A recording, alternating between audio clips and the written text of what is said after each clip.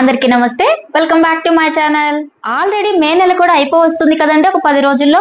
కానీ ఎండలు మాత్రం ఈ సూర్యదేవుడు ఎన్ని డిగ్రీలు చదివాడో గానీ ఇన్ని డిగ్రీలు పెట్టుకొని తిరుగుతున్నాడండి. అటు తిరిగి జూన్ వచ్చేస్తున్నా కూడా ఎండలు మాత్రం మండిపోతున్నాయి. సో ఇంత ఎండలకి చల్లగా ఐస్ క్రీమ్ అయితే తినాలనిపిస్తుంది కదండి. సో నేనేం చేస్తున్నానంటే మన ఛానల్లో ఈ సమ్మర్ స్పెషల్ గా ఐస్ క్రీమ్ సిరీస్ అయితే స్టార్ట్ చేద్దాం అనుకుంటున్నానండి.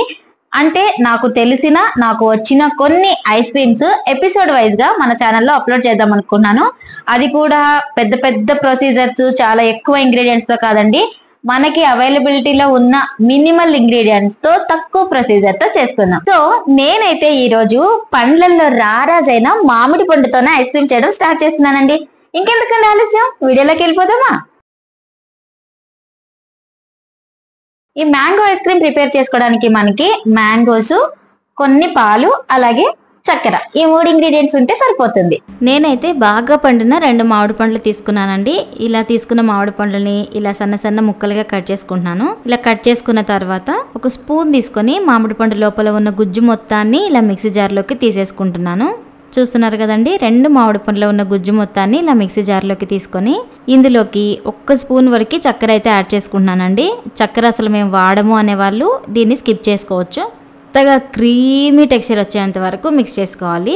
తర్వాత కొద్దిగా ఈ మ్యాంగో పల్పుని కన్సిస్టెన్సీ కొంచెం అడ్జస్ట్ చేసుకోవడానికి కాంచి చల్లార్చుకున్న పాలని కొద్దిగా యాడ్ చేసుకుంటూ మనకి ఐస్ క్రీమ్స్ చేసుకోవడానికి కరెక్ట్ కన్సిస్టెన్సీ వచ్చేంత వరకు పాలని కొద్దిగా యాడ్ చేసుకుంటూ మిక్సీ చేసుకోవాలి.